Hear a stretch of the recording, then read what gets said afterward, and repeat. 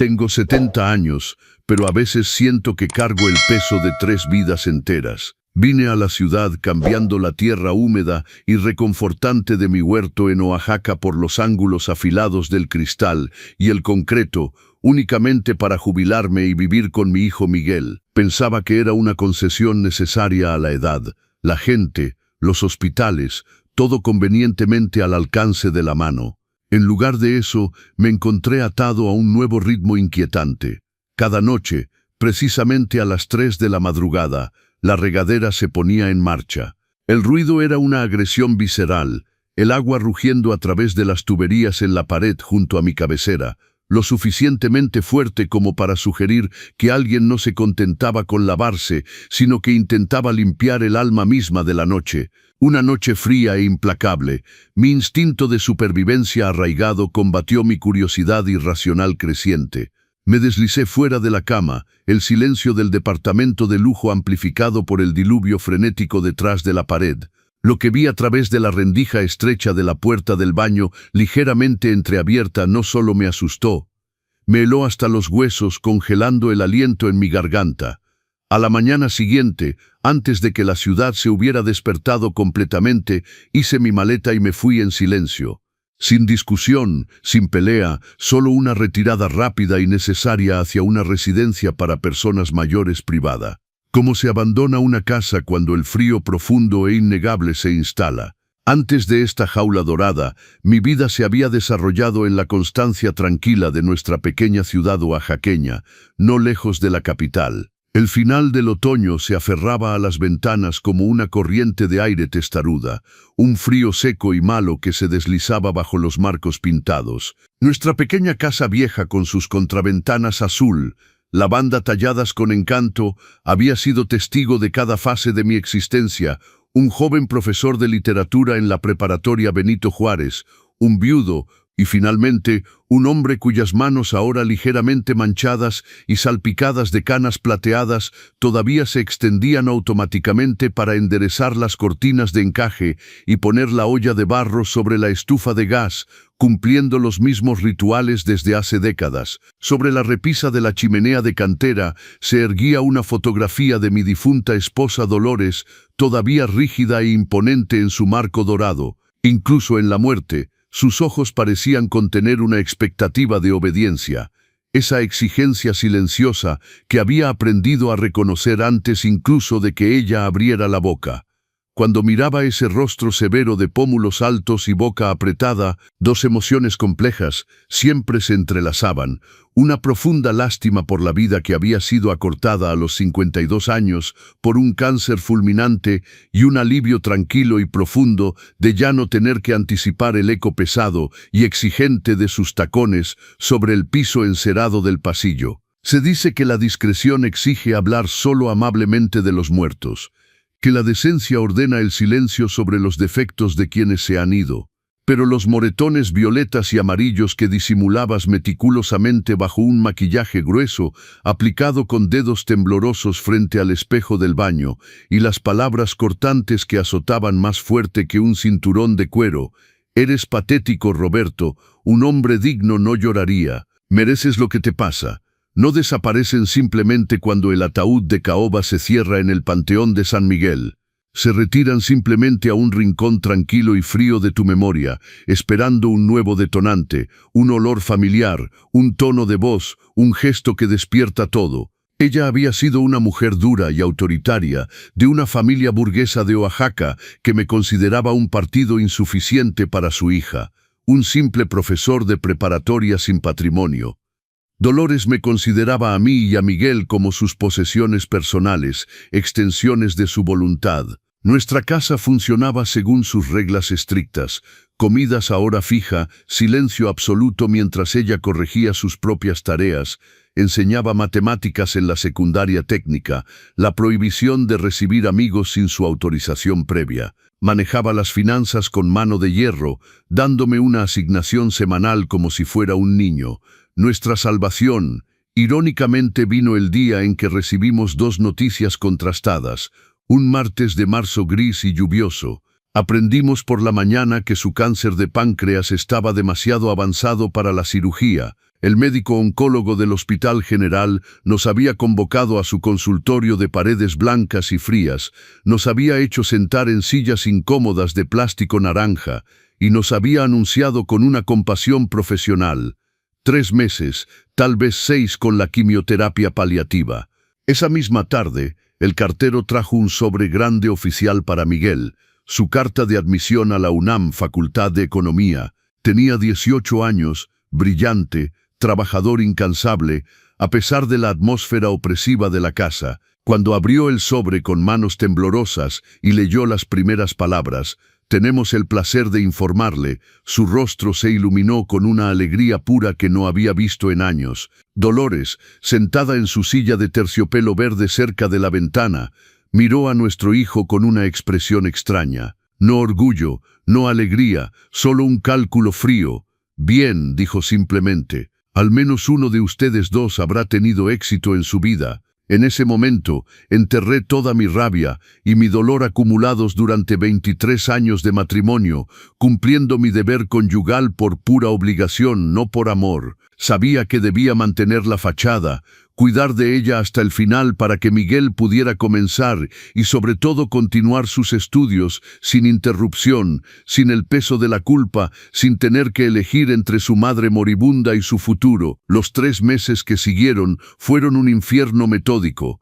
La quimioterapia la volvía aún más irritable, aún más cruel. Cuando vomitaba, era mi culpa por haber preparado mal sus tés de hierbas. Cuando tenía dolor, era porque no le traía sus medicamentos lo suficientemente rápido. Miguel intentaba ayudar, pero ella lo rechazaba. «Ve a estudiar, al menos tú no serás un fracasado como tu padre». Dormía en el sofá de la sala para estar disponible por la noche, preparaba sus comidas según sus instrucciones precisas, vaciaba la vacinica, cambiaba las sábanas manchadas, la ayudaba a lavarse, soportando sus comentarios ácidos sobre mi incompetencia. Y a veces, en esos momentos de lucidez entre 2 dosis de morfina, me miraba con una claridad terrible y decía: «Sé que estás esperando que muera Roberto, lo veo en tus ojos, pero incluso muerta, siempre estaré allí en tu cabeza. Nunca te escaparás realmente de mí». Tenía razón. Cuando sus ojos finalmente se cerraron para siempre, una mañana de junio cuando las rosas del jardín perfumaban el aire tibio, no sentí nada que se pareciera al duelo. Solo había la sensación física inmensa de algo imposiblemente pesado deslizándose finalmente de mis hombros. Algo que había comprimido mi respiración, aplastado mi pecho, ahogado mi voz durante 3 años enteros. Miguel lloró en el funeral. Había amado a su madre a pesar de todo, o tal vez por todo. Los niños tienen esa capacidad terrible de amar incluso a quienes los lastiman. Me quedé seco, impasible, soportando las miradas desaprobadoras de la familia de Dolores. «¡Qué esposo tan frío!», murmuraban, y las condolencias educadas de mis colegas de la preparatoria que no sabían nada, no habían visto nada, no habían adivinado nada. Éramos solo nosotros dos entonces, padre e hijo, en esa casa demasiado grande y demasiado silenciosa. Y vertí cada gota de mi esfuerzo para levantarlo, creyendo que su éxito justificaría mis sacrificios, daría sentido a todos esos años de sufrimiento. Si Miguel tenía éxito, entonces todo eso no habría sido en vano.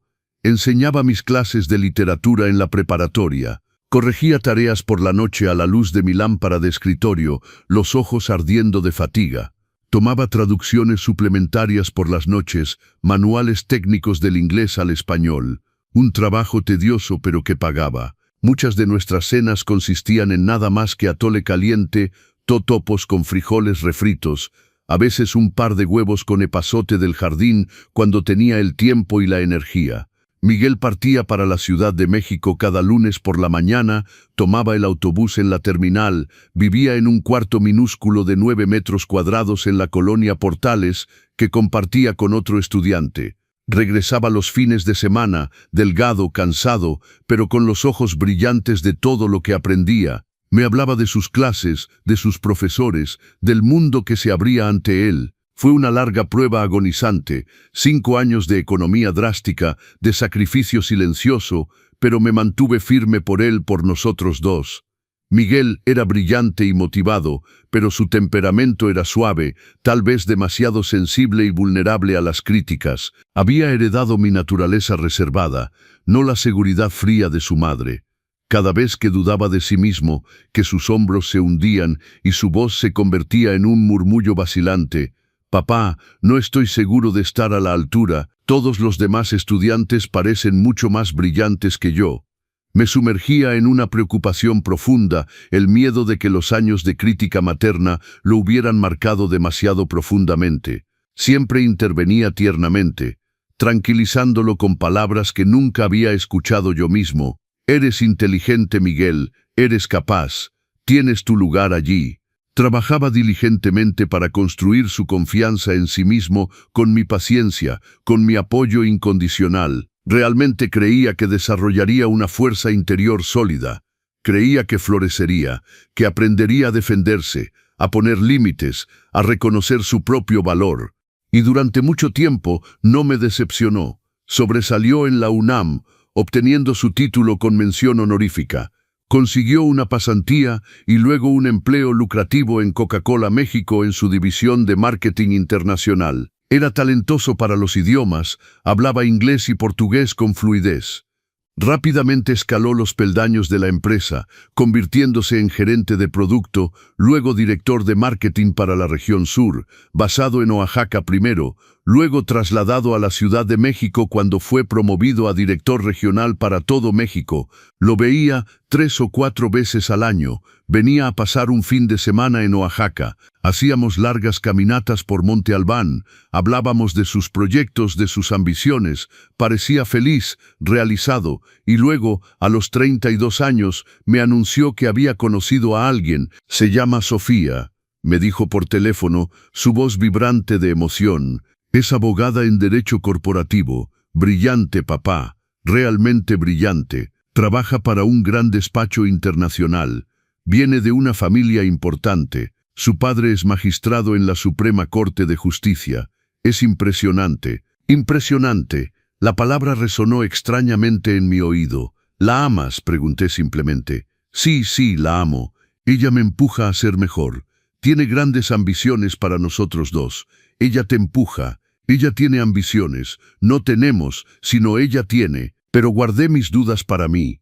Cuando la conocí por primera vez 6 meses más tarde en su departamento en la Ciudad de México para una cena, comprendí inmediatamente. Sofía Mendoza de Torres era una mujer elegante y ambiciosa de 30 años, alta, delgada, con cabello castaño cortado en un bob estricto, ropa de diseñador sobria pero manifiestamente costosa, un traje sastre Chanel gris antracita, zapatos Louboutin negros. Se movía en el mundo con una seguridad fría que comandaba respeto, y lo sentía instintivamente, escondía una voluntad de hierro. «Roberto», dijo estrechándome la mano, ni beso en la mejilla, ni calidez, solo un apretón de manos profesional y firme.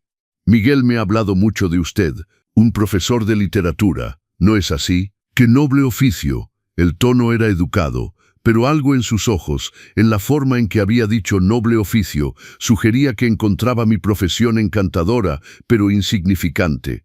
La cena fue impecable, todo era perfecto, demasiado perfecto. La mesa puesta con una precisión milimétrica, la porcelana fina, las copas de cristal, el vino, un Chateau Margaux que nunca podría haberme permitido. Sofía hablaba mucho, principalmente de sí misma, de sus casos importantes, de sus clientes prestigiosos, de los ministros y CEOs que asesoraba.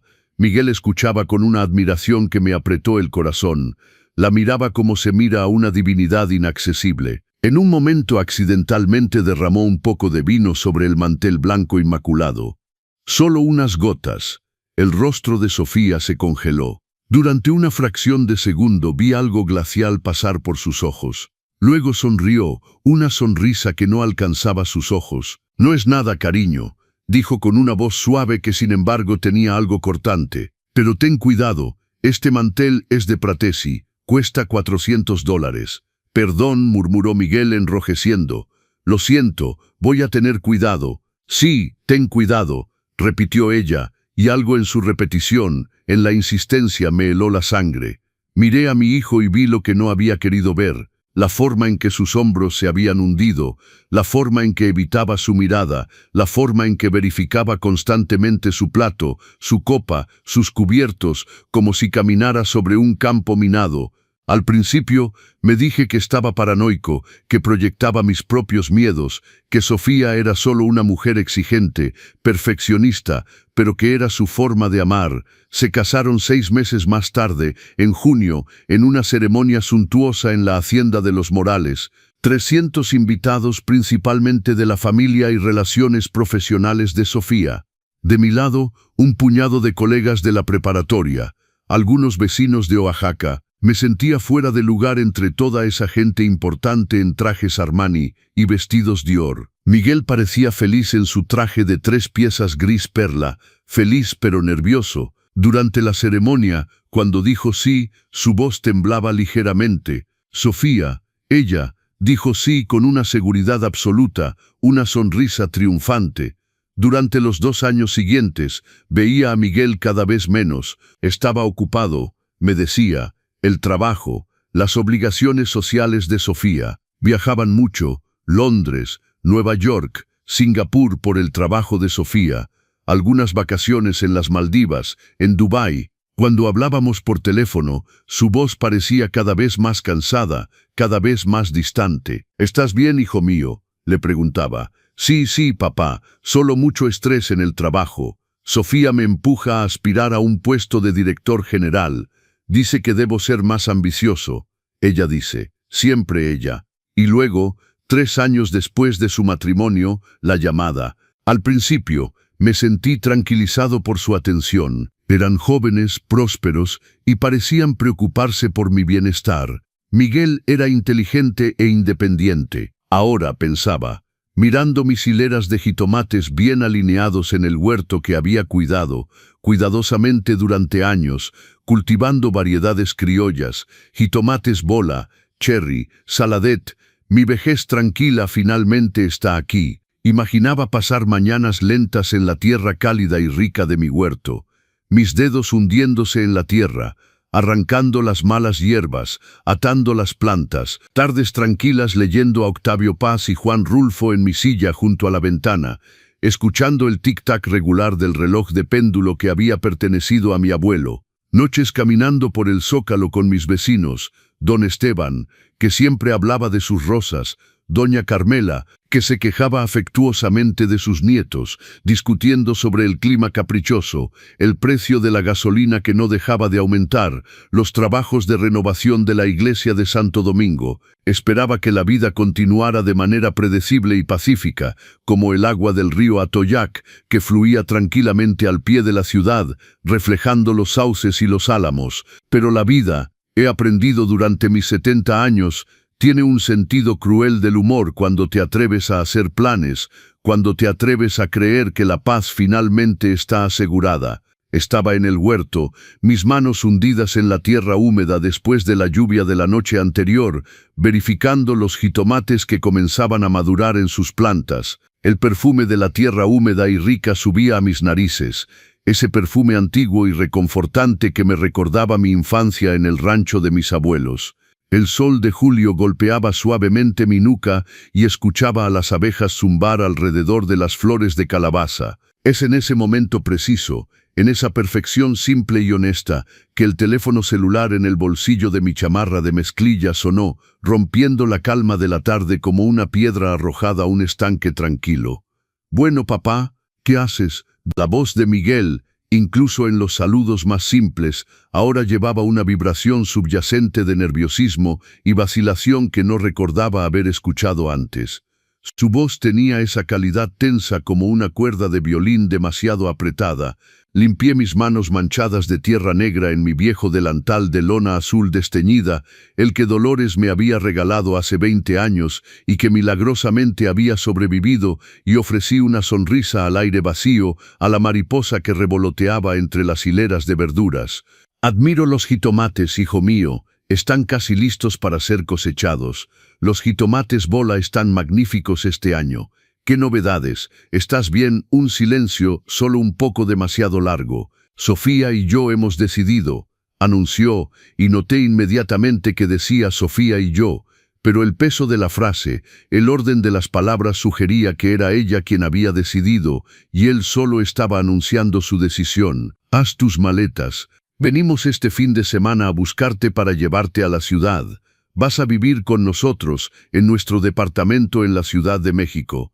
Ya hemos preparado tu habitación. Las palabras me golpearon como un golpe físico, como si alguien me hubiera empujado brutalmente en el pecho.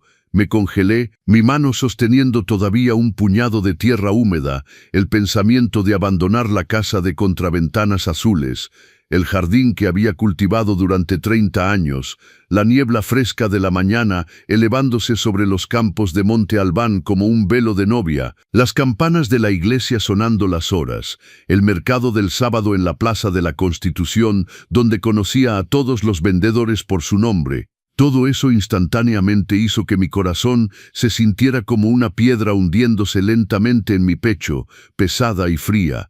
No hay necesidad, Miguel, dije suavemente, tratando de mantener mi voz calmada a pesar del pánico que subía. Estoy arraigado aquí, hijo mío. Conozco este lugar, cada calle, cada árbol. No conozco a nadie en la ciudad y francamente solo les estorbaré. Ustedes dos están ocupados con el trabajo, con sus vidas. Tengo mi jardín, mis vecinos y mis frascos de mermelada de ciruela y de ate de membrillo para hacerme compañía. Papá, su voz temblaba ligeramente y escuché algo doloroso en ella, algo resignado. Sofía piensa que es mejor así. Dice que un hijo debe cuidar de su padre anciano. Es nuestro deber familiar. Y si te caes en las escaleras, si tienes un malestar, ¿quién estaría ahí? Los vecinos. Don Esteban tiene 82 años, no puede ayudarte. Ella ya preparó tu habitación, compró muebles. Por favor, papá, no hagas las cosas difíciles. Esta frase, no hagas las cosas difíciles, me golpeó con una fuerza glacial. Era exactamente lo que Dolores decía. No compliques las cosas, no discutas, obedece. Y el hecho de que no era pensamos, sino Sofía piensa, no hemos decidido, sino ella dice, luché por mantener mi sangre fría, mi voz equilibrada, intentando una resistencia suave, la que un padre puede ofrecer sin herir a su hijo. Miguel, soy demasiado viejo para cambios tan drásticos. A mi edad, uno necesita referencias. Mis amigos, mi rutina matutina, el café en casa de Doña Leti, el paseo hasta la panadería y sobre todo mi huerto me van a hacer mucha falta. Me volveré loco de soledad y aburrimiento en un departamento en la Ciudad de México encerrado entre 4 paredes. Espera, papá, Sofía quiere hablarte. Antes de que pudiera protestar, escuché un ruido de fondo, un murmullo, luego su voz educada pero con una firmeza de acero bajo la superficie lisa y profesional. Roberto, es Sofía. Buenas tardes, ¿cómo está? Bien, gracias, Sofía. Escuche, le decía a Miguel que... Roberto, me cortó educadamente pero con firmeza. Insistimos en que venga a vivir con nosotros. El departamento es espacioso, 180 metros cuadrados, 3 recámaras, 2 baños, tendrá su propio espacio, su intimidad. Miguel necesita saber que está seguro, cerca de los mejores hospitales de México si es necesario. Me encargaré personalmente de todo, sus citas médicas, sus compras, todo. Es nuestro deber familiar. Un hijo que no honra a su padre, ¿qué dirá la gente? No querrá que Miguel sienta vergüenza, ¿verdad? Era casi imposible rechazar esta lógica implacable, esta argumentación perfectamente construida como un expediente jurídico. Sin embargo, bajo las palabras razonables, bajo la solicitud aparente, detectaba algo calculado, algo de control, algo que no dejaba ningún lugar para la negociación. Pero, ¿qué podía decir? ¿Cómo rechazar sin parecer ingrato, egoísta, sin herir a mi hijo que, lo escuchaba en su voz, estaba atrapado entre 2 fuegos? De acuerdo, finalmente concedí después de un largo silencio, la palabra saliendo de mi boca como plomo fundido, pesada y definitiva. Deme unos días para poner mis asuntos en orden, para avisar a mis vecinos, perfecto, cortó con un tono definitivo y alegre. Estaremos ahí el sábado por la mañana, 10 en punto preciso. Esté listo, Miguel va a organizar la mudanza. Hasta el sábado, Roberto. Y colgó sin pasarme a Miguel de nuevo, sin dejarme decir adiós a mi hijo. Me quedé ahí, de pie en mi huerto, el teléfono todavía pegado a la oreja, escuchando la tonalidad monótona, sintiéndome como un hombre condenado que acaba de escuchar su sentencia. Me encontré solo en el huerto, escuchando el viento de otoño seco hacer crujir los tallos de cilantro secos que guardaba para las semillas. Un gorrión cantaba en el ciruelo. La vida continuaba, indiferente a mi trastorno. Tal vez estoy complicando demasiado las cosas, me pregunté desesperadamente, tratando de convencerme, de tranquilizarme. Tal vez la ciudad sea realmente más fácil, más segura. Son jóvenes, prósperos, atentos. Mi hijo me necesita, se preocupa por mí. ¿No es conmovedor? ¿No es esto lo que todo padre desea, ser importante para su hijo adulto? Entonces, ¿por qué esta preocupación sorda en el fondo de mi vientre, esta sensación de malestar que me anudaba los intestinos? ¿Por qué esta voz interior que murmuraba «peligro, peligro, peligro»? Los días siguientes pasaron en una niebla extraña. Tenía pocas cosas que empacar, toda una vida condensada en algunas maletas, algunas camisas cómodas de algodón y lino, mis suéteres de lana para el invierno, mi abrigo de tweed, algunos libros preciosos, mi Pedro Páramo anotado, mi Octavio Paz en edición de lujo que había ahorrado para comprarme, mis poemas de Sor Juana, y un viejo álbum de fotos encuadernado en tela color, vino que mi madre me había regalado. Me senté en la mesa de la cocina de madera maciza, la que había visto tantas comidas, tantas conversaciones, tanto silencio también, y hojeé las páginas frágiles y amarillentas del álbum. Aquí está el pequeño Miguel de 3 años, tal vez su risa casi audible a través del papel brillante, aferrándose firmemente a mi cuello durante un día de campo en Mitla, sus pequeñas manos regordetas agarradas a mi camisa. Aquí está su primer día de kinder en el jardín de niños Revolución, abrumado por su mochila demasiado grande, su moño azul ligeramente torcido, sus ojos inmensos y preocupados mirando el objetivo. Y aquí está, un joven de 18 años el día de su graduación de la preparatoria, guapo en su traje oscuro, serio, sosteniendo orgullosamente su diploma, pero con algo vulnerable en sus ojos, una incertidumbre que nunca lo había abandonado realmente. Y aquí está la foto de su boda, él en traje de 3 piezas gris perla, y junto a él Sofía, magnífica en su vestido Vera-Wang marfil, sonriente, triunfante, su mano posesivamente puesta sobre el brazo de Miguel, y él mirándola con una admiración que se parecía casi al miedo. Mi corazón se apretó con el amor feroz y protector que solo un padre conoce, ese amor que no pide nada a cambio, que perdona todo, que espera todo. Cerré el álbum suavemente, como se cierra un libro sagrado, saqué mi vieja maleta de fibra rígida del ático, la que había viajado conmigo en mi único viaje al extranjero a los Estados Unidos hace 40 años, y comencé a doblar mi vida en pilas ordenadas y manejables, repitiendo el mantra como una oración. Lo crié, lo protegí lo mejor que pude. Me llama, me necesita, debo ir, es mi deber de padre. Esa noche recorrí el pueblo, deteniéndome en casa de mis vecinos, tocando a las puertas familiares. Don Esteban, que regaba sus rosales a pesar de la hora tardía, abrió mucho los ojos cuando le anuncié la noticia. ¿Se va Roberto? A la Ciudad de México, pero ¿y su casa, su jardín? Mi hijo insiste, se preocupa por mi salud, su salud. Me miró de arriba abajo con su mirada de campesino que evalúa el ganado. Está fuerte como un roble.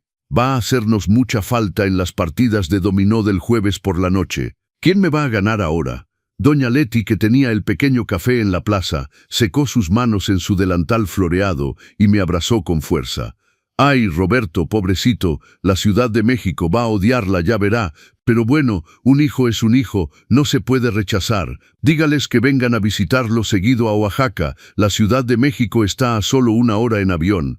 Sonreí débilmente, asintiendo con la cabeza, aceptando sus deseos sinceros, sus promesas de mantenerse en contacto, sabiendo en el fondo que estas promesas se deshilacharían como siempre lo hacen, que la distancia física crea inexorablemente una distancia emocional.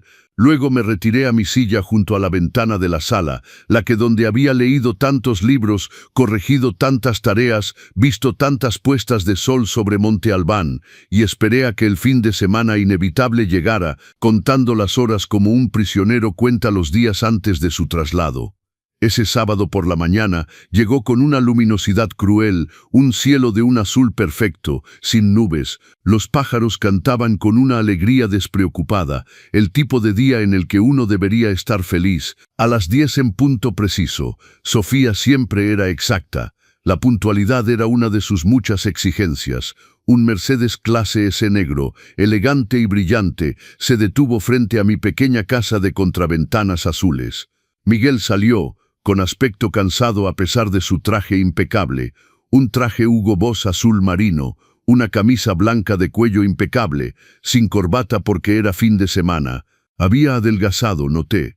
Sus mejillas estaban más hundidas, ojeras oscuras bajo sus ojos delataban una falta de sueño crónica. Sofía salió del otro lado, impecable en un traje pantalón Armani gris ratón, un pañuelo Hermès anudado con una despreocupación estudiada alrededor de su cuello, sus tacones Louboutin de suela roja chasqueando sobre la grava del camino con una autoridad que hacía huir a los gorriones. Sonreía, pero era una sonrisa profesional, calculada, la que debía usar con sus clientes antes de negociar un contrato desfavorable.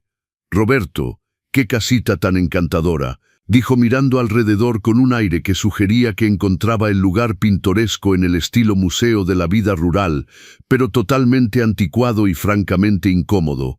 «Estas contraventanas azules, qué rústico. Miguel, ayuda a tu padre con sus cosas. Debemos partir rápidamente. Tengo un caso urgente que revisar mañana por la mañana para una reunión el lunes».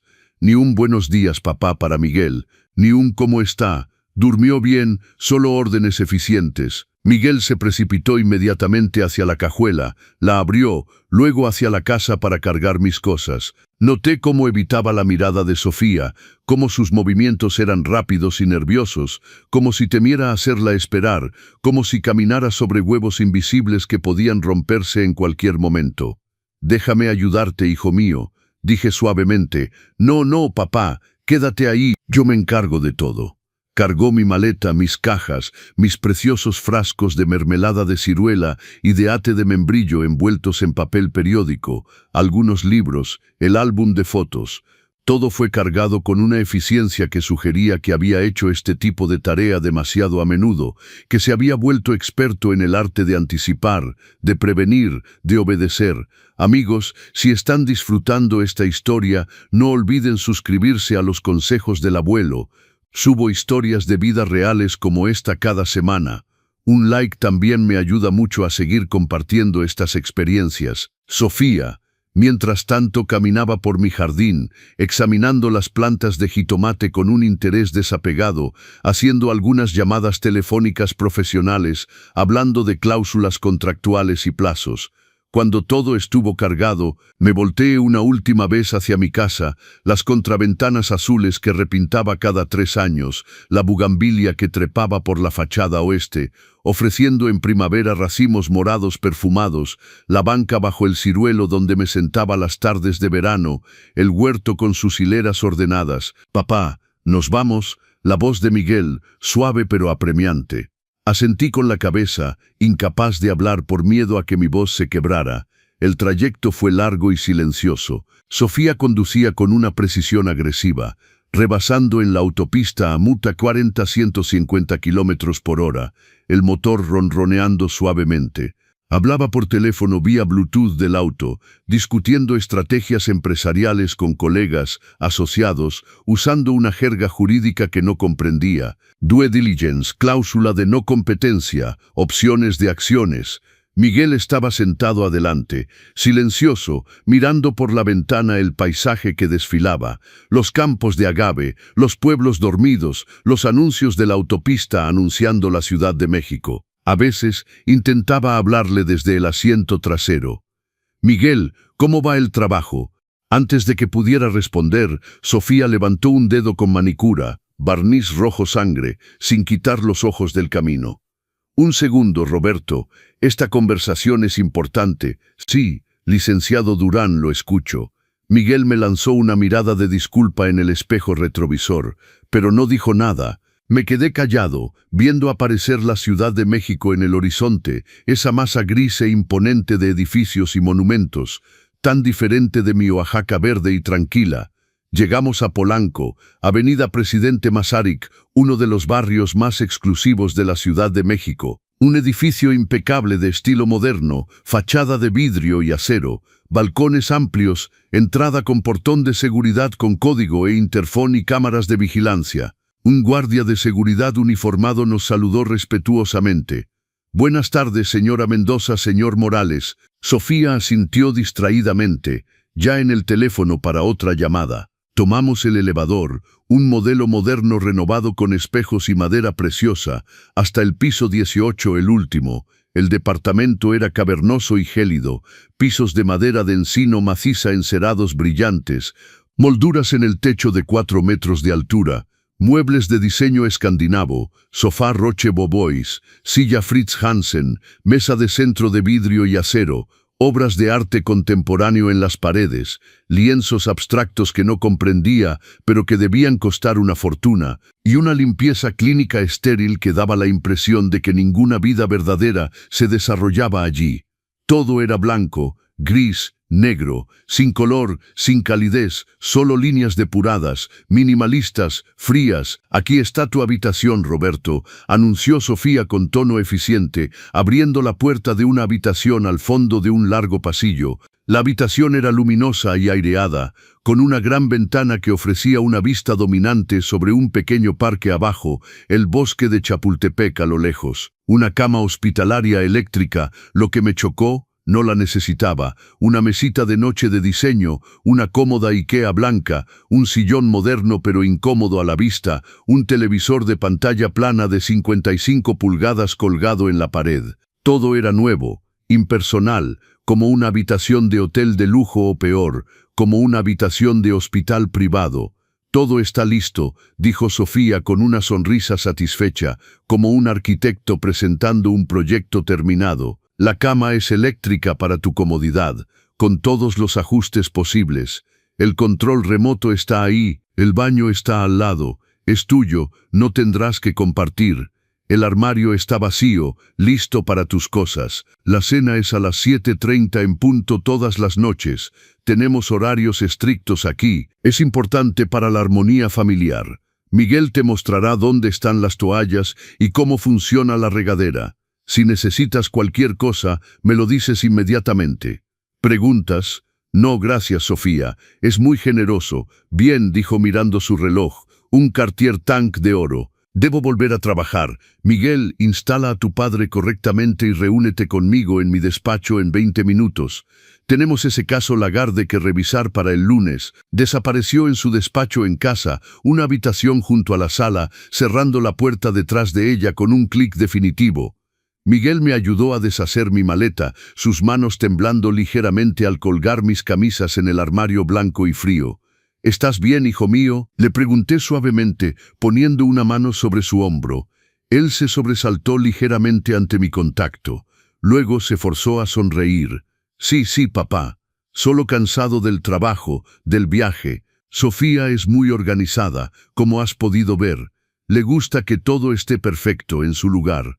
Ya verás, va a estar bien, solo hay que adaptarse a las reglas, como si fuera una institución, no una familia. ¿Te ves cansado, Miguel? ¿Duermes bien? No, sí, bueno, no siempre, mucho estrés en el trabajo, ya sabes cómo es». Sofía me empuja a aspirar a un puesto de director general. Dice que debo ser más ambicioso, más agresivo en mis negociaciones. No dejarme pisotear. Ella dice, siempre ella, nunca pensamos o yo quiero, siempre ella dice, pero sus ojos, sus ojos decían otra cosa. Decían, por favor, no hagas más preguntas, por favor, no cabes, ya es suficientemente difícil así. Entonces me callé y lo abracé, sintiendo sus costillas demasiado salientes bajo su camisa de diseñador. «Estoy aquí, hijo mío», murmuré. «Si necesitas cualquier cosa». Asintió contra mi hombro, luego se separó rápidamente. «Debo irme. Sofía espera». Descansa, papá. Nos vemos en la cena. Y se fue apresuradamente, casi corriendo. La cena esa noche fue una experiencia extraña y perturbadora. A las 7:30, como anunciado, nos sentamos alrededor de la mesa del comedor, una inmensa mesa de nogal macizo que podía acomodar a 12 personas, pero éramos solo 3 perdidos en un extremo. La comida era suntuosa. Sofía había ordenado platos de un servicio de catering gourmet, Quintonil o Pujol, supongo. Todo estaba dispuesto con una precisión fotográfica en porcelana Bernardaud.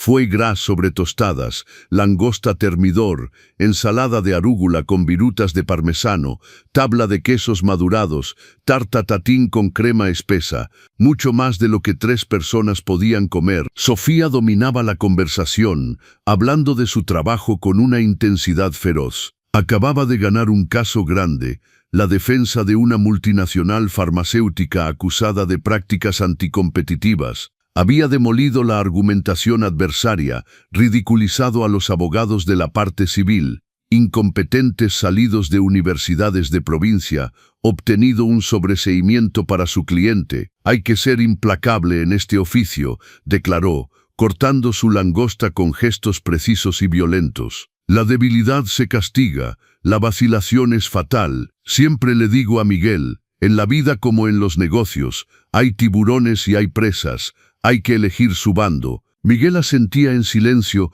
comiendo apenas, empujando la comida en su plato con su tenedor. Miguel, casi no has comido nada, dijo ella de repente, su voz pasando de profesional a cortante como un látigo que chasquea. Pagué 3,000 pesos por esta comida de Quintonil. Es langosta de Baja California.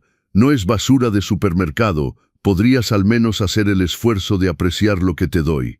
Perdón, cariño, está delicioso de verdad, murmuró, su voz apenas audible, sus mejillas enrojeciendo de vergüenza. Solo tuve una comida de trabajo grande al mediodía. ¿Una comida grande?, repitió ella con una sonrisa fría que se parecía a una mueca. ¿Con quién exactamente? Colegas, gente del departamento de marketing, una reunión de trabajo obligatoria. «Colegas», repitió lentamente, apoyando en cada sílaba como si probara su solidez. «Hombres, mujeres, los dos, todo el equipo. Espero que no haya habido nada inapropiado», cortó, mirándolo directamente a los ojos con una intensidad que me heló. «¿Sabes cuánto detesto cuando eres demasiado familiar con tus colegas mujeres? La gente habla, la gente juzga. No quiero que digan que el esposo de Sofía Mendoza es un mujeriego». «No pasó nada», dijo Miguel un poco demasiado fuerte, un poco demasiado defensivo. «Solo fue una reunión profesional normal». El silencio cayó como una guillotina. Sofía puso su tenedor con una lentitud deliberada. La porcelana tintineó ligeramente contra la madera de la mesa. Sonrió, pero la sonrisa no subió hasta sus ojos, que permanecieron fríos, calculadores. «Por supuesto, cariño, te creo. Pero entiendes que debo verificar. Es por nuestro bien, para proteger nuestra reputación, nuestra pareja. La confianza, Miguel, se gana cada día». Se volvió hacia mí e instantáneamente su expresión cambió, volviéndose cálida, casi maternal. «Roberto, debe estar agotado del viaje. Es largo desde Oaxaca. ¿Cómo encuentra su habitación? Todo está a su conveniencia, espero». «Está muy bien, gracias, Sofía», respondí prudentemente, navegando en estas aguas peligrosas. «Muy cómoda. Perfecto. Miguel, acompaña a tu padre a su habitación después del postre. Debo terminar algunos expedientes urgentes antes de mañana». El resto de la comida transcurrió en un silencio tenso. Miguel ahora comía con un apetito forzado, obligándose a terminar su plato. Vi su garganta contraerse con dificultad en cada bocado. Después de la cena, me acompañó efectivamente a mi habitación, caminando por el largo pasillo blanco y silencioso. «Buenas noches, papá», dijo rápidamente. «Si necesitas cualquier cosa durante la noche, no dudes». Miguel, suavemente, reteniéndolo por el brazo. «¿Estás bien realmente? Puedes hablarme, ¿sabes? Sí, papá, todo está bien, de verdad. Sofía es solo exigente, perfeccionista, pero es por nuestro bien.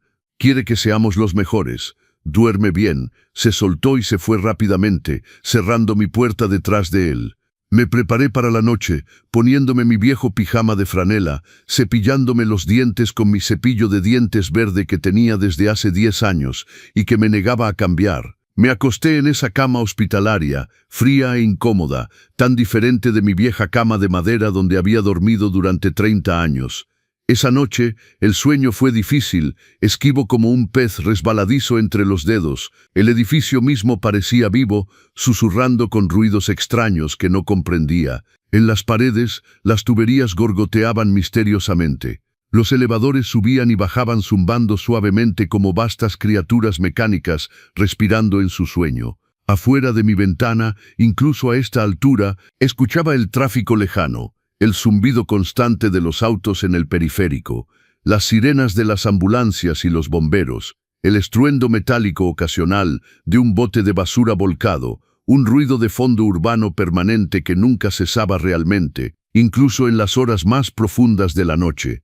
Hacia la 1 de la madrugada, mientras finalmente flotaba en ese duermevela precario, escuché voces ahogadas viniendo del otro extremo del departamento, donde estaba su recámara. La voz de Sofía primero, baja pero incisiva, cortante como un bisturí. No podía distinguir las palabras, pero el tono era inequívoco. Era una reprimenda, un interrogatorio, una acusación. Luego la voz de Miguel, más débil, defensiva, casi suplicante. Luego el silencio, un silencio pesado y amenazante. Luego, a las 3 de la madrugada en punto, lo sé porque miré el reloj digital en la mesita de noche, esos números verdes brillando en la oscuridad. 03, el agua comenzó a rugir en las tuberías. El ruido era ensordecedor, violento, amplificado por la proximidad de mi habitación al baño principal. Era como si alguien hubiera abierto todas las llaves a fondo, al máximo de su presión, creando un diluvio artificial en el corazón de la noche. El agua rugía, gruñía, martillaba las tuberías con una fuerza que hacía vibrar la pared contra la cual mi cama estaba apoyada. Me incorporé en la cama, el corazón latiendo, totalmente despierto ahora. ¿Quién se ducha a las 3 de la madrugada? ¿Por qué?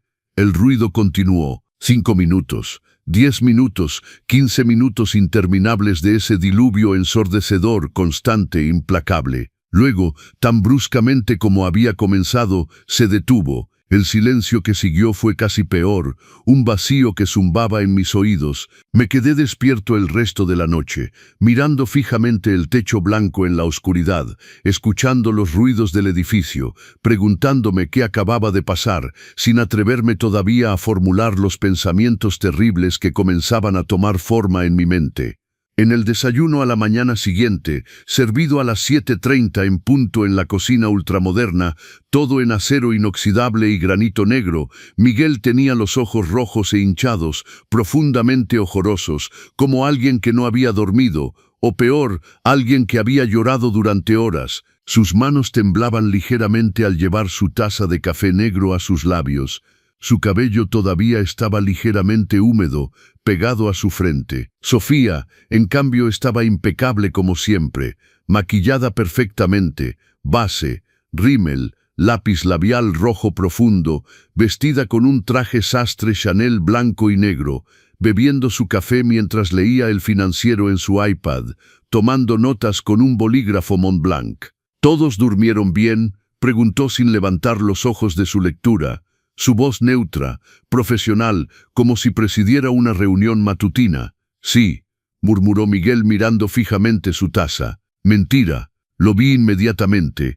Miguel, dije con precaución, poniendo mi mano sobre la mesa cerca de la suya. ¿Te duchaste anoche? Escuché el agua correr hacia las 3. El ruido era muy fuerte a través de la pared. Espero que no estés enfermo. El silencio se abatió en la cocina. Un silencio eléctrico peligroso. Sofía levantó lentamente los ojos de su tableta, su mirada fijándose primero en mí, luego en Miguel, con una intensidad fría que me recordó a una serpiente observando a su presa antes de atacar. Miguel a veces tiene dificultades para dormir con el estrés intenso de su trabajo, dijo con una voz suave pero con un subtexto de acero. Las responsabilidades de un director regional son aplastantes. No es así, cariño. Una ducha fría lo ayuda a relajarse, a evacuar la tensión, a reenfocarse. Es una técnica que le recomendó su médico para la ansiedad. ¿No es cierto, Miguel? Sí, dijo rápidamente, demasiado rápidamente, sus ojos todavía bajos. Me ayuda a calmarme, a vaciar mi mente. Pero a las 3 de la madrugada, hijo mío, insistí suavemente, sin poder evitar presionar un poco más, mi instinto paternal advirtiéndome que algo andaba mal, algo profundamente malo. Es malo para la salud. A esa hora el cuerpo está en su momento más vulnerable. Podrías agarrar una pulmonía con una ducha fría, y el sueño es tan importante. Tal vez deberías consultar a otro médico, probar otro método, test de hierbas, meditación. Los ojos de Sofía se estrecharon imperceptiblemente. Cuando habló, su voz todavía era suave, pero cargada de un veneno apenas contenido. Roberto, dijo pronunciando mi nombre con una precisión glacial, con todo el respeto que le debo, y créame, tengo enorme respeto por usted y su larga carrera como maestro, le sugiero que se concentre en su propio bienestar y su adaptación a su nueva vida aquí, y nos deje a mí y a Miguel manejar nuestra vida de pareja como mejor nos parezca. Miguel es un adulto, un hombre maduro de 35 años. Sabe perfectamente lo que es bueno para él, lo que necesita. Ya no necesita que le digan qué hacer, ¿verdad, cariño? Esta última frase era ostensiblemente una pregunta para Miguel, pero el tono indicaba claramente que no lo era. Era una orden disfrazada. Sí, murmuró Miguel, su rostro palideciendo. Sé lo que hago, papá. Gracias por preocuparte, pero está bien realmente. No te preocupes por mí. El silencio cayó como una cuchilla, cortando toda posibilidad de conversación adicional. Sofía volvió a su lectura con una pequeña sonrisa satisfecha. Miguel miraba fijamente su café como si contuviera las respuestas al universo. Y yo me quedé ahí, la garganta apretada, sabiendo que acababa de cruzar una línea invisible, que había sido advertido, amenazado incluso, de no hacer más preguntas, de no inmiscuirme. Por supuesto, murmuré finalmente, retrocediendo. Perdone mi curiosidad desplazada. Es solo la preocupación de un viejo padre. Pero algo en mí se había despertado. Una vieja alarma, un instinto de supervivencia que conocía demasiado bien, que había desarrollado durante 23 años de matrimonio con Dolores. La capacidad de leer entre líneas, de detectar el peligro bajo las apariencias civilizadas, de reconocer los patrones de control y dominación, incluso cuando están envueltos en papel de regalo dorado. Y sabía, con una certeza creciente y terrible, que algo muy malo estaba pasando en este departamento inmaculado, algo que se escondía detrás de puertas cerradas, algo que ocurría a las 3 de la madrugada, algo que mi hijo estaba demasiado aterrorizado para revelar. Los días siguientes transcurrieron en una rutina rígida y opresiva. Sofía partía temprano cada mañana, 6:30 en punto, ya perfectamente vestida y maquillada, su portafolio Hermès en mano para su despacho de abogados prestigioso en Paseo de la Reforma. Miguel partía 30 minutos más tarde para su oficina de Coca-Cola en Santa Fe. Me encontraba solo en el inmenso departamento silencioso, vagando de una habitación a otra como un fantasma, sin saber qué hacer con mis días. No había jardín que cuidar, no había vecinos a quienes saludar, no había mercado que visitar, solo habitaciones blancas y frías y el zumbido constante de la ciudad allá abajo. Sofía había dejado instrucciones precisas, escritas en computadora e impresas, puestas sobre la barra de la cocina, reglas de la casa, no tocar nada en mi despacho, no mover los objetos de decoración, usar únicamente su baño, las comidas son a hora fija, desayuno 7:30, comida 12:30, cena 7:30. En caso de salida, avisar por mensaje de texto, no visitas sin autorización previa, mantener su habitación limpia. Reglas, como en una institución, como en una prisión dorada. Miguel regresaba tarde cada noche, a menudo después de las 9 de la noche, agotado, tenso. Sofía regresaba aún más tarde, a veces a las 10 u 11 de la noche, enérgica a pesar de sus largas jornadas, hablando por teléfono, trabajando todavía en su laptop en la sala. Comíamos la mayoría de las veces en silencio, o más bien Sofía hablaba y nosotros escuchábamos, de sus éxitos profesionales, de sus colegas incompetentes, de sus clientes exigentes pero admirativos, de la mediocridad generalizada del mundo jurídico mexicano. Miguel parecía caminar sobre huevos permanentemente, anticipando cada necesidad de su esposa, evitando todo lo que pudiera desencadenar su descontento. Saltaba para llenar su vaso de agua antes de que ella lo pidiera. Limpiaba la mesa inmediatamente, asentía a todo lo que ella decía, y yo los observaba con una atención creciente, notando cada detalle, cada microexpresión, cada silencio cargado. Sofía nunca gritaba, no necesitaba gritar. Una mirada bastaba, una ceja levantada, un silencio glacial que podía durar horas, una frase aparentemente anodina, pronunciada con una precisión quirúrgica destinada a herir exactamente donde más duele. Estoy decepcionada, Miguel. Todavía no has hecho eso, te lo había dicho ayer. A veces me pregunto si realmente piensas en nuestra pareja, en nuestro futuro, o si solo estás egoístamente concentrado en tus pequeñas preocupaciones insignificantes. Mi padre, él sabía cómo ser un hombre, cómo tomar responsabilidades, y cada noche a las 3 de la madrugada en punto, el agua volvía a rugir, terrible y misteriosa, un ritual implacable que ahora me despertaba sistemáticamente, dejándome luego incapaz de volver a dormir, mirando fijamente el techo en la oscuridad, la mente dando vueltas y vueltas, tratando de entender. Una semana pasó de esta manera, luego una segunda. Me adaptaba a su rutina a pesar de mí mismo, notando quién partía y regresaba cuándo, la ubicación precisa de las toallas en el armario de blancos, la secuencia correcta para arrancar el lavavajillas ultramoderno Miele, las preferencias de Sofía para su café. Un arábica de Chiapas molido fino, exactamente 18 gramos, agua a 93 grados exactamente. Las noches de la ciudad comenzaban a parecerme ligeramente menos extrañas y mis sueños fracturados se volvían un poco menos agitados. Me decía que me estaba acostumbrando, que la ansiedad omnipresente se disiparía por sí misma como el azúcar disolviéndose tranquilamente en el té si evitas remover demasiado fuerte, pero sabía que me estaba mintiendo. Y luego una noche, era un jueves, lo recuerdo porque era el día en que normalmente jugaba dominó con mis vecinos en Oaxaca, cuando el agua comenzó a las 3, ya no pude ignorarlo, ya no pude darme la vuelta en mi cama y pretender que todo estaba bien. A las 3 en punto preciso, como un reloj despertador infernal, el agua estalló en las tuberías con una violencia aún más fuerte que de costumbre. Un diluvio, una cascada, un rugido líquido que hacía vibrar la pared. Y esta vez escuché algo más bajo el ruido del agua, algo que heló mi sangre. Un sollozo ahogado, corto, desesperado, luego inmediatamente reprimido, seguido de una voz femenina, baja, fría, furiosa. Las palabras eran indistintas, ahogadas por el ruido del agua, pero el tono era inequívoco. Era una voz que amenazaba, que castigaba, que dominaba. Me incorporé en mi cama, mi corazón latiendo tan fuerte que podía escucharlo en mis oídos. Mis manos temblaban, mi garganta estaba apretada. No es posible, no puede ser lo que pienso, pero lo sabía.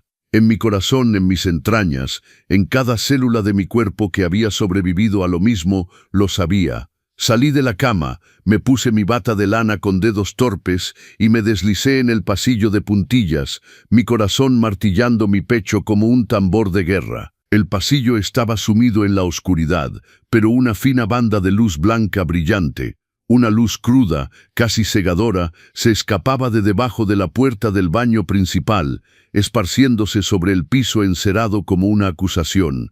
El agua rugía todavía, violenta, implacable, y escuché el sollozo de nuevo, más claro ahora que estaba más cerca.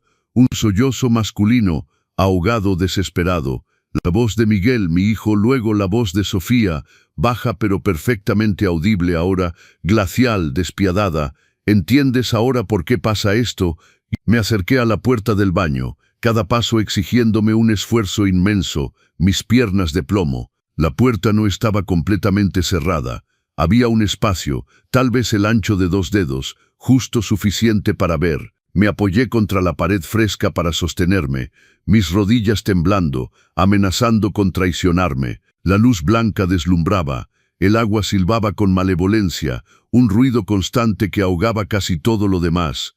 Y luego miré adentro. Lo que vi me detuvo en seco, me clavó en el lugar, transformó mi sangre en hielo. Miguel estaba de pie bajo la regadera, completamente vestido con su pijama de algodón, un pijama que ahora estaba completamente empapado, pegado a su cuerpo delgado, sus costillas salientes visibles a través de la tela mojada. El agua helada, podía ver el vapor de su aliento en el aire frío, así que el agua debía estar absolutamente helada, se vertía directamente sobre él desde el amplio cabezal de regadera italiana ajustado al máximo de su presión. Temblaba violentamente de todo su cuerpo, sus labios azules de frío, sus dientes castañeando de manera incontrolable, sus brazos estaban apretados contra su pecho en un intento fútil de calentarse. Sofía estaba de pie junto a él, justo fuera del alcance del chorro de agua, perfectamente seca en su bata de seda Gucci blanca inmaculada, descalza sobre el azulejo de mármol. Su mano derecha sostenía firmemente un puñado de cabello de Miguel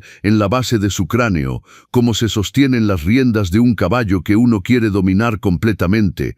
Lo mantenía ahí, obligándolo a permanecer bajo el agua helada que martillaba su cuerpo con una violencia calculada. ¿Entiendes?, repitió, su voz suave pero cargada de una amenaza terrible. ¿Entiendes lo que pasa cuando me decepcionas? ¿Cuando te atreves a mentirme?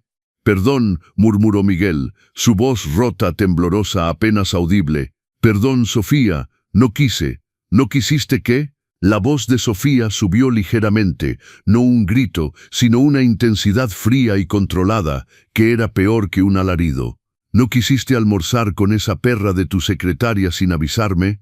¿No quisiste mentirme diciendo que era todo el equipo cuando solo eran ustedes dos? Solo fue un almuerzo de trabajo, protestó Miguel débilmente, desesperadamente, para discutir el reporte trimestral. No hubo nada, crack.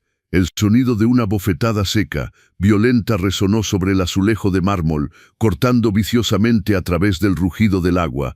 La cabeza de Miguel basculó hacia un lado bajo el impacto, una marca roja apareciendo instantáneamente sobre su mejilla pálida. «No me mientas», siseó Sofía, jalando su cabello aún más fuerte, forzando su cabeza hacia atrás, exponiendo su garganta vulnerable. «Te hice seguir por un detective privado». Se reían juntos. Le tocabas el brazo, la mirabas con esos ojos de perro apaleado que tienes. «No, te juro que, crack». Otra bofetada, aún más fuerte. El cuerpo de Miguel vaciló, sus rodillas visiblemente flexionándose. Pero Sofía no soltó su agarre sobre su cabello.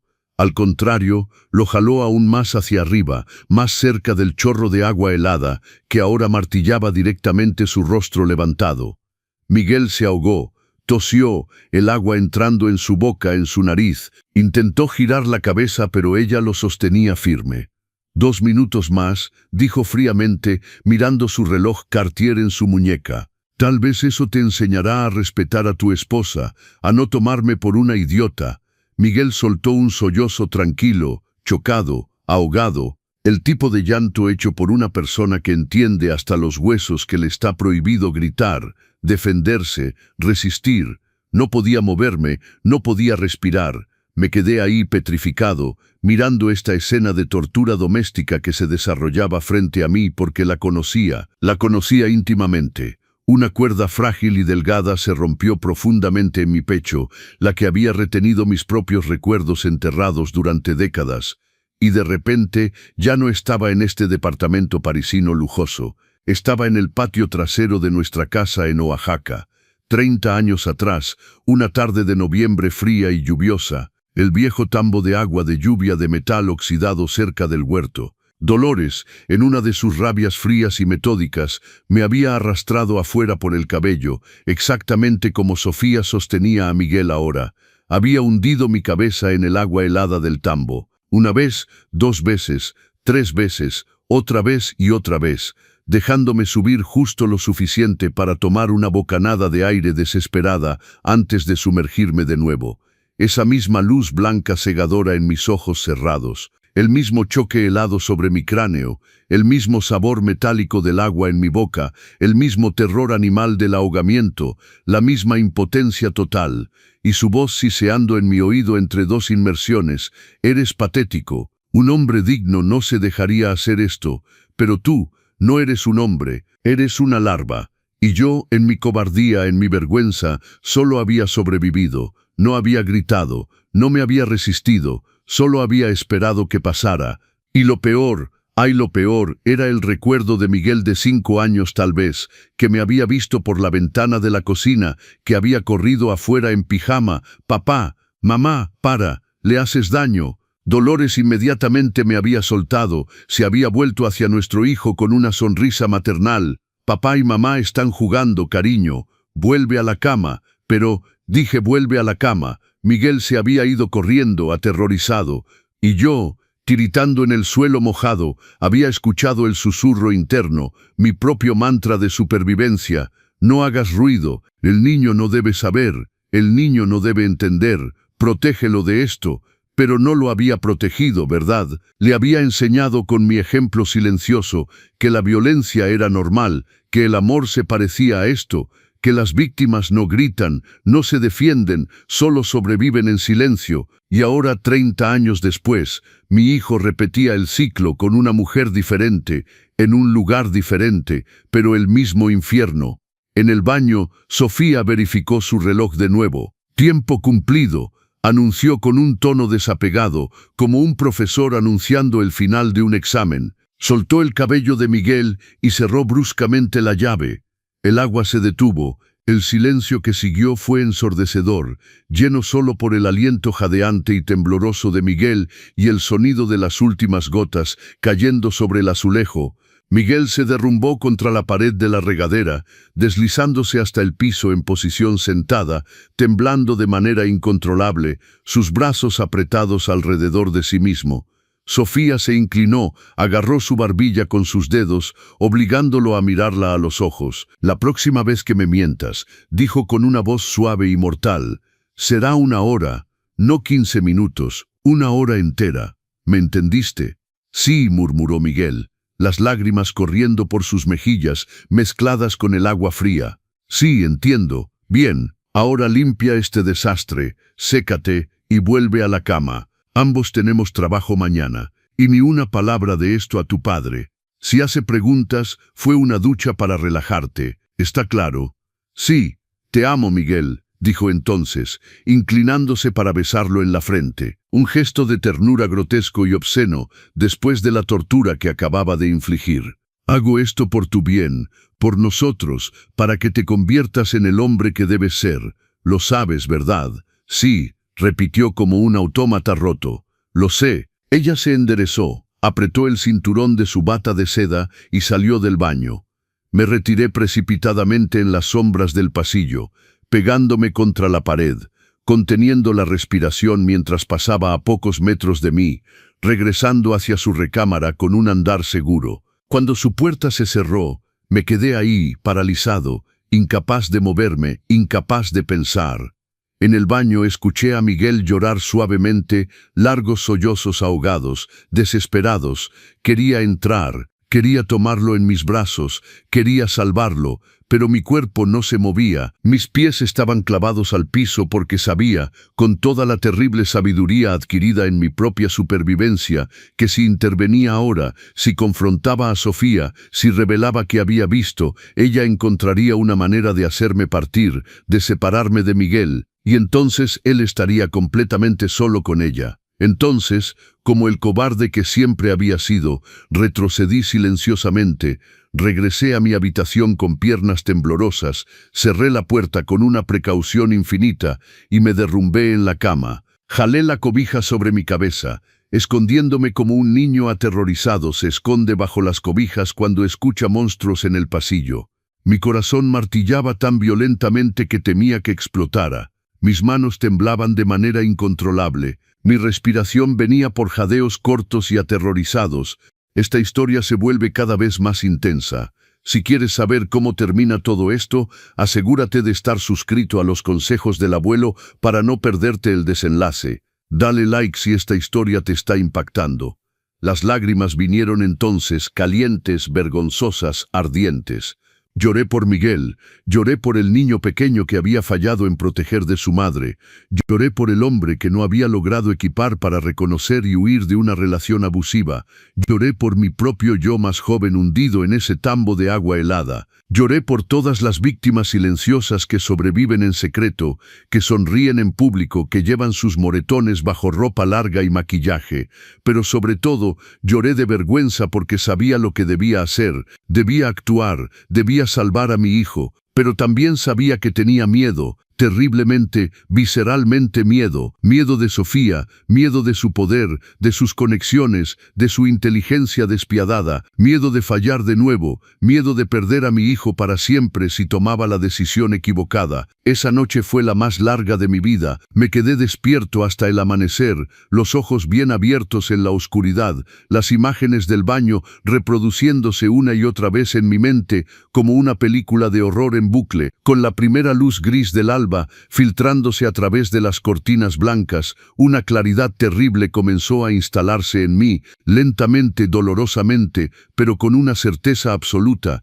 No podía quedarme aquí como testigo silencioso, no podía ver a mi hijo destruido día tras día, noche tras noche, no podía repetir los errores de mi pasado. Esta vez debía ser valiente, esta vez debía actuar. Incluso si me costaba todo, incluso si me rompía, debía salvar a mi hijo o morir intentándolo. En el desayuno esa mañana, me obligué a actuar normalmente, aunque cada célula de mi cuerpo gritaba. Miguel estaba ahí, los ojos rojos e hinchados, una bufanda ligera alrededor del cuello a pesar del calor, para esconder marcas, lo sabía ahora. Sofía leía sus correos, perfectamente compuesta, comiendo su croissant con gestos delicados. Los miré a ambos y tomé mi decisión. «Hijos», dije calmadamente, poniendo mis manos planas sobre la mesa para evitar que temblaran. «He reflexionado toda la noche. Voy a mudarme a una residencia para personas mayores». El silencio cayó como un golpe. Miguel me miró, los ojos bien abiertos de pánico. Sofía levantó lentamente los ojos de su teléfono, su rostro congelándose. «¿Qué?», dijo Miguel, su voz subiendo ligeramente. «Papá, ¿por qué? ¿Es por algo que...?» «No, hijo mío», lo corté suavemente pero con firmeza.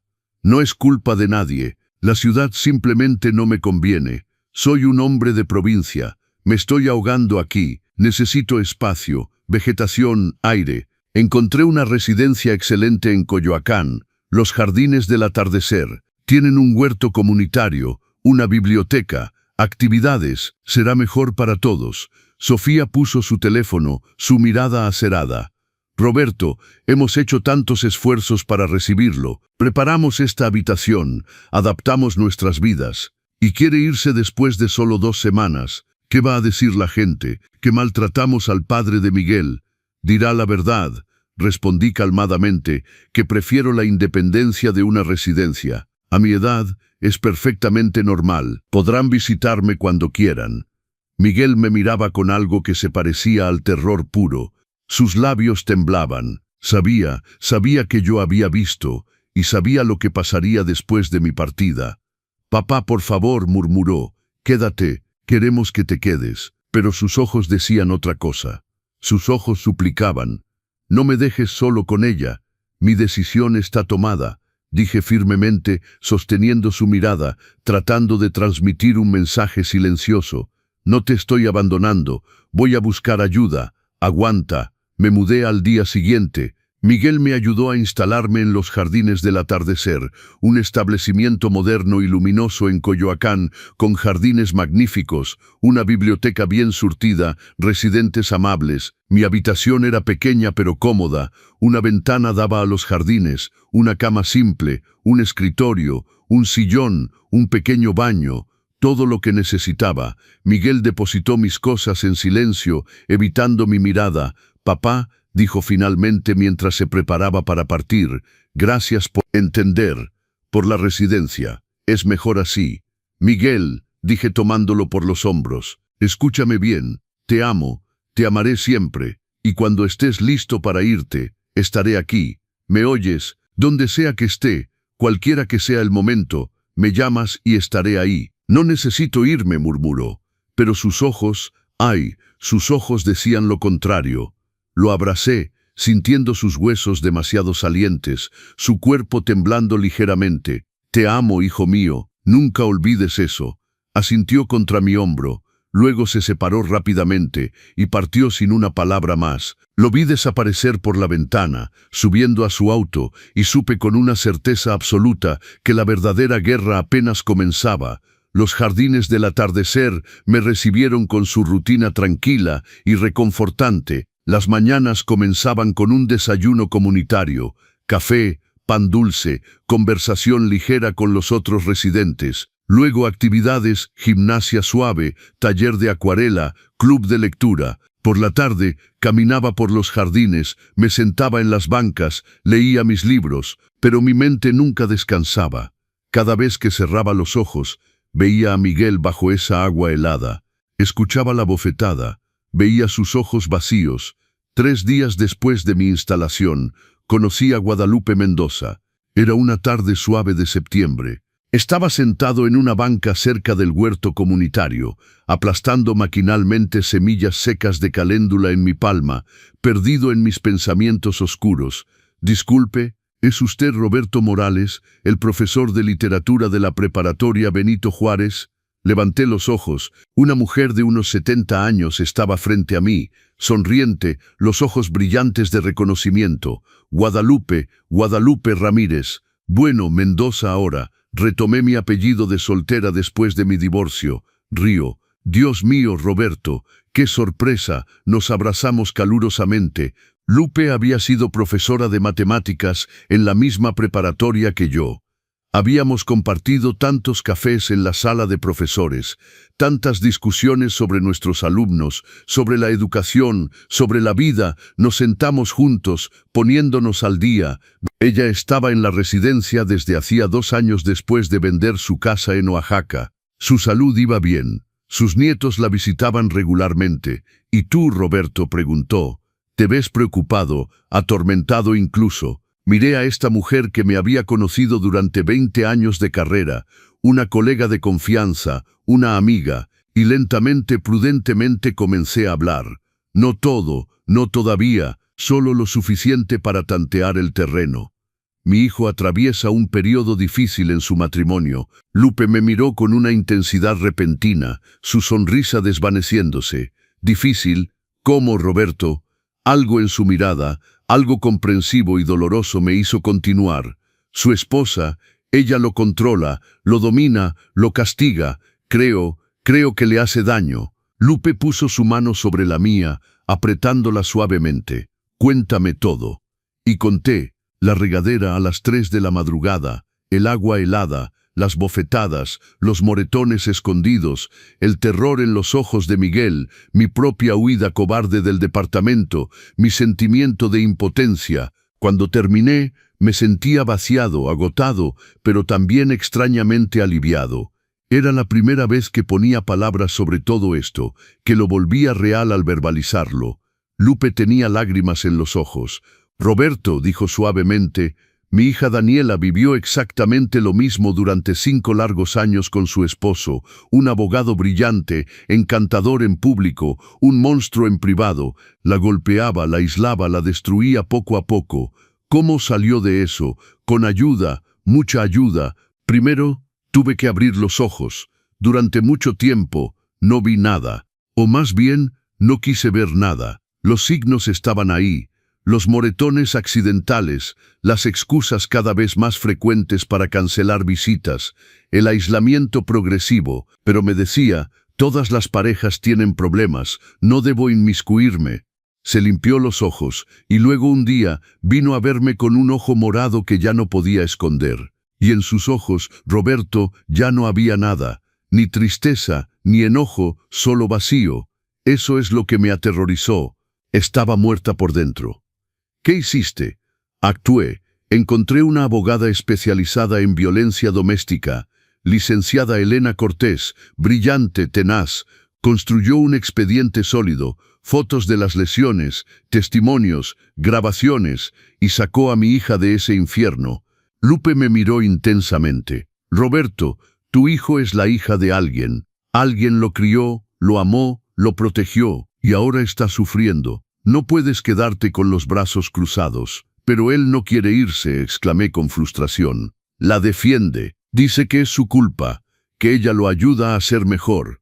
¿Cómo puedo salvarlo si no quiere ser salvado? Es normal, dijo Lupe suavemente.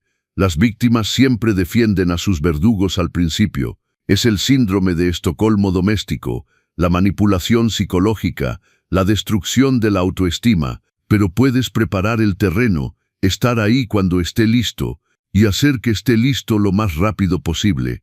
Sacó una tarjeta de su bolsa, gastada de haber sido manipulada. Licenciada Elena Cortés, su despacho está en la Condesa. Llámala, explícale la situación. Ella sabrá qué hacer. Tomé la tarjeta con manos temblorosas. ¿Y si fallo? ¿Si solo empeoro las cosas? ¿Y si tienes éxito? Respondió simplemente. ¿Y si en un año tu hijo está libre, vivo, feliz? ¿No vale la pena el riesgo? Se levantó, me besó en la frente como una madre. Eres un buen hombre, Roberto. Sobreviviste a tu propio infierno. Ahora usa esa experiencia para salvar a tu hijo. Eres la única persona que puede entender realmente lo que atraviesa. No lo defraudes. Esa noche, en mi pequeña habitación, miré fijamente la tarjeta durante 1 hora entera. Las letras doradas grabadas, licenciada Elena Cortés, despacho de abogados, especialista en derecho familiar y violencia doméstica. Finalmente, con dedos temblorosos, marqué el número. Una voz profesional y clara respondió a la tercera llamada. Despacho licenciada Cortés, buenas noches. Buenas noches, me llamo Roberto Morales. Guadalupe Mendoza me dio sus datos. Es sobre mi hijo. Creo que es víctima de violencia doméstica por parte de su esposa. Un silencio. Luego, permanezca en línea, señor Morales. Le paso a la licenciada Cortés. Unos segundos más tarde, una voz femenina serena pero cálida. Señor Morales, Elena Cortés al habla. Lupe me ha hablado mucho de usted. Cuénteme todo. Y conté de nuevo, del principio al fin. Mi voz se quebraba por momentos, pero continué. Cuando terminé, la licenciada Cortés permaneció silenciosa un momento. Señor Morales, voy a ser honesta con usted. La situación es compleja legalmente. Mientras su hijo no presente denuncia a él mismo o no pida ayuda, mis manos están atadas.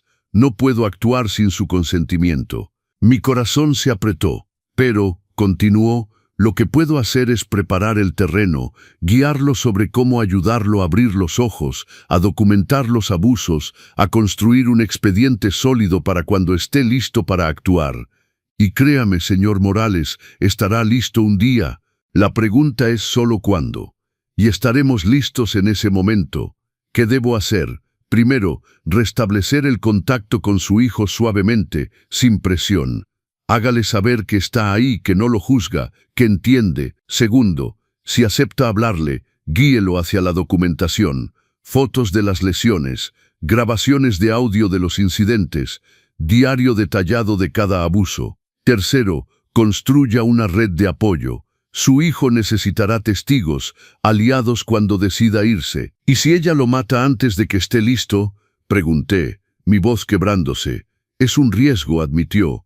Siempre es un riesgo, pero estadísticamente, el momento más peligroso es cuando la víctima intenta irse, no antes. Los abusadores quieren el control, no la muerte. Quieren conservar a su víctima, no perderla. Entonces, mientras su hijo permanezca dócil, obediente, ella no tiene razón para cruzar esa línea.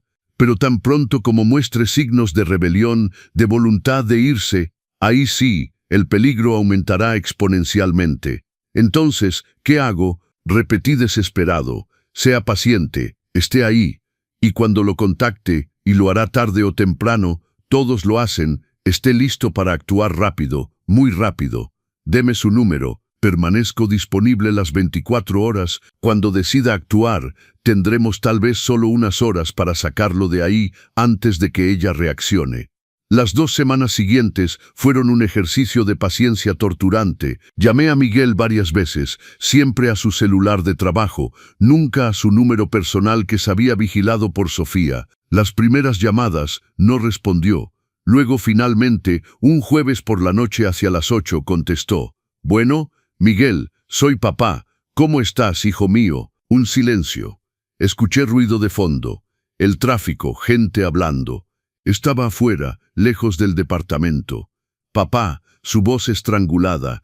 No puedo hablar mucho. Salí a comprar leche. Ella piensa que estoy solo en el Oxxo de la esquina. Miguel, escúchame. Sé que es difícil. Sé que tienes miedo. Pero no estás solo. De acuerdo. No estás solo. Papá, yo, un sollozo ahogado. Ya no sé qué hacer. Está empeorando. Ahora es casi todas las noches. A veces 2 veces por noche. Ya no duermo. Ya no como. Pienso a veces en no. Dije firmemente. No, Miguel. Ni siquiera pienses en eso. Vas a salir de esto. Vamos a sacarte. Pero necesito que me ayudes. ¿Cómo? Primero tu teléfono. Ella lo vigila, ¿verdad? Sí. Revisa mis mensajes, mis llamadas, todo. Entonces vamos a crear un correo electrónico secreto, solo tú y yo, con una contraseña que solo tú conozcas. ¿Puedes hacer eso? Yo creo que sí.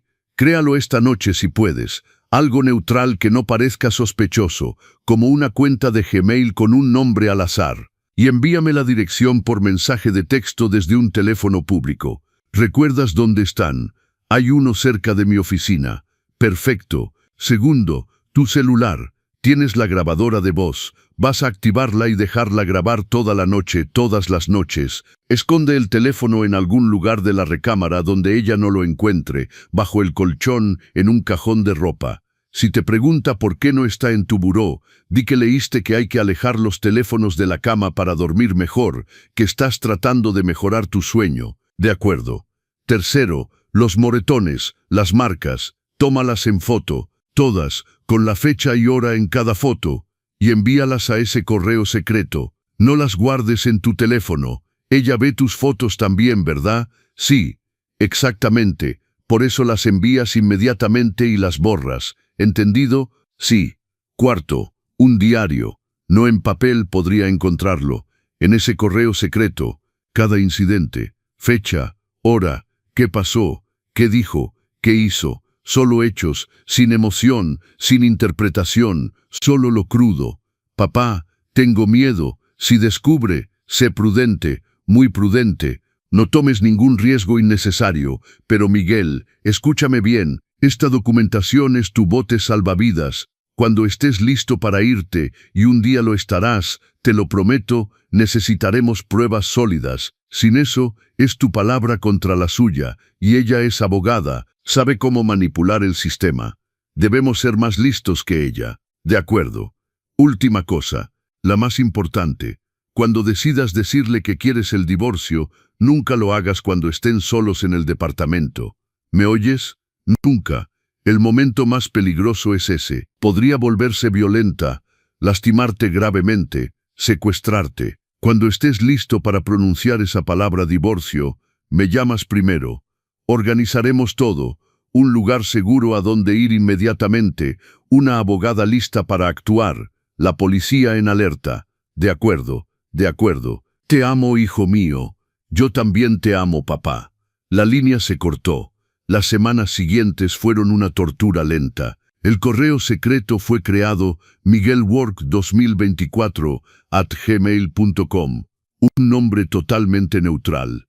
Y lentamente, terriblemente, las pruebas comenzaron a llegar. Fotos primero. Moretones en los brazos, violetas y amarillos, en las costillas, en la espalda, un ojo hinchado, un labio partido. Cada foto me rompía el corazón un poco más.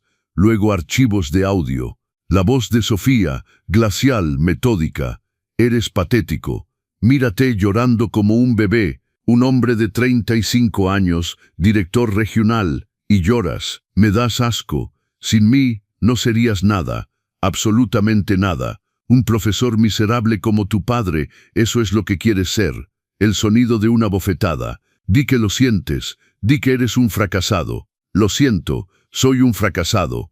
Más fuerte. Lo siento, soy un fracasado. Escuché esas grabaciones una vez y nunca pude volver a escucharlas. Las transmití directamente a la licenciada Cortés, quien construía metódicamente el expediente. El diario de Miguel era un catálogo del horror. Cada entrada, fechada y detallada. La licenciada Cortés me llamaba regularmente. El expediente se construye bien, señor Morales.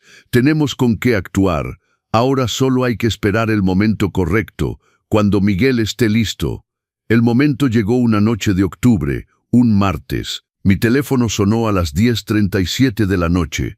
El número de Miguel. Papá. Su voz extrañamente calmada, demasiado calmada. La voz de alguien que ha tomado una decisión irrevocable. Miguel, ¿qué pasa? Voy a decírselo esta noche. Ahora, que quiero el divorcio.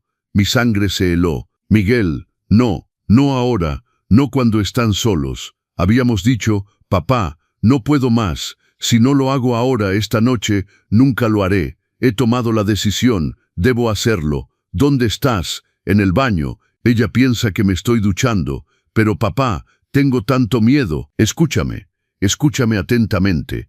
Vas a hacer exactamente lo que te digo. De acuerdo, le dices calmadamente. Sofía, quiero el divorcio. Eso es todo, sin explicación, sin justificación, sin disculpas, solo esa frase. E inmediatamente después tomas tu teléfono, tu cartera y corres hacia la puerta. No discutes, no negocias, corres. ¿Entendido? Sí. Y dejas tu teléfono grabando en tu bolsillo.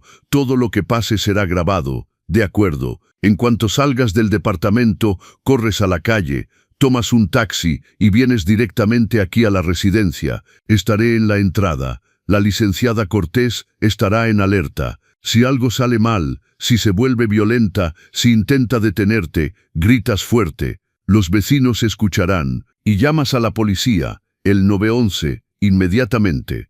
Papá, tengo tanto miedo. Lo sé, hijo mío, pero eres valiente. Más valiente de lo que crees, puedes hacerlo, y en una hora serás libre, en una hora todo esto habrá terminado. Te amo, papá. Yo también te amo. Ve ahora, y corre. La línea se cortó. Llamé inmediatamente a la licenciada Cortés. Va a hacerlo, ahora. Le dice que quiere el divorcio. Está solo con ella en el departamento. Maldición, toda cortesía profesional abandonada. ¿Cuál es la dirección exacta? Se la di. Llamo inmediatamente a la comisaría de Polanco. Tengo contactos ahí. Van a enviar una patrulla discretamente al sector, lista para intervenir si es necesario. Mantenga su teléfono encendido. Los minutos que siguieron fueron los más largos de mi vida. Caminé de un lado a otro en mi pequeña habitación, el teléfono apretado en mi mano temblorosa, rezando, suplicando a un Dios en el que ya no creía desde hacía mucho tiempo. 10 minutos pasaron, 15 minutos, 20 minutos, nada. Mi teléfono finalmente sonó. El número de Miguel. Bueno, Miguel, pero no era la voz de Miguel. Era la de Sofía, glacial, furiosa, peligrosa. Roberto, ¿dónde está mi hijo? Su hijo acaba de perder la cabeza. Me acaba de decir que quiere el divorcio. Después de todo lo que he hecho por él, todo lo que he sacrificado. Y usted, viejo idiota, está detrás de todo esto, ¿verdad? Páseme a Miguel inmediatamente. No, Miguel no va a ningún lado. Miguel se queda aquí conmigo, donde está su lugar. Y usted, Roberto, va a lamentar haberse metido en nuestro matrimonio. Me aseguraré de que nunca vuelva a ver a su hijo. Nunca. Y colgó. Mi corazón se detuvo. Llamé inmediatamente a la licenciada Cortés. Lo está reteniendo prisionero. Tomó su teléfono. Se niega a dejarlo ir. Llamo a la policía. Ahora, secuestro. Van a intervenir. Permanezca en línea. Escuché su voz autoritaria hablando con alguien más. Sí, comisaría de Polanco, licenciada Cortés al habla. Tengo una situación de emergencia, secuestro y violencia doméstica en curso, víctima retenida por la fuerza en su domicilio, Avenida Masaryk. Me volvió. Van ahora. 3 patrullas. Estarán ahí en 5 minutos. Esos 5 minutos fueron una eternidad. Luego mi teléfono sonó de nuevo, un número desconocido. Señor Morales, Capitán Reyes, Policía Federal, Comisaría de Polanco. Estamos en el lugar. Entramos por la fuerza al departamento bajo orden de emergencia del Ministerio Público. Su hijo está bien, está en shock, tiene algunas contusiones, pero está vivo y consciente. La señora Mendoza ha sido arrestada por violencia doméstica, secuestro y amenazas. Me derrumbé en mi cama, llorando de alivio. ¿Puedo ¿Puedo hablar con él un momento? Un momento. Luego la voz de Miguel, rota, temblorosa, pero viva. Papá, Miguel, gracias a Dios. Miguel, ¿estás bien? Ella, cuando le dije, explotó, me golpeó una y otra vez, tomó mi teléfono, cerró la puerta con llave. Decía que me mataría antes que dejarme ir. Papá, realmente creí que iba a... Ya terminó, hijo mío, estás a salvo ahora. Me llevan al hospital español para examinar mis lesiones, para documentar todo. Voy de inmediato. ¿Qué hospital? El Hospital Español en Ejército Nacional. Voy para allá, hijo mío. Papá, ¿qué? Gracias. Gracias por no abandonarme. En el hospital, un médico legista documentó meticulosamente cada lesión en el cuerpo de Miguel. Las fotos fueron agregadas al expediente. Miguel permaneció 3 días en el hospital bajo observación médica y protección policial. Sofía fue puesta en prisión preventiva, luego acusada formalmente de violencia doméstica habitual, secuestro y amenazas de muerte. La licenciada Cortés presentó inmediatamente una demanda de divorcio por causa grave con una orden de protección prohibiendo a Sofía acercarse a Miguel a menos de 500 metros. Cuando Miguel salió del hospital, vino directamente a la residencia. La dirección me permitió tomar una habitación doble para que pudiéramos quedarnos juntos. Las primeras semanas fueron difíciles. Miguel estaba roto, fragmentado. Tenía pesadillas todas las noches, despertándose gritando, empapado de sudor, se sobresaltaba al menor ruido, lloraba sin previo aviso, crisis repentinas de sollozos incontrolables. Me quedaba con él, siempre. Le sostenía la mano durante las pesadillas. Le preparaba té de manzanilla con miel cuando no podía dormir. Le recordaba una y otra vez que nada era su culpa.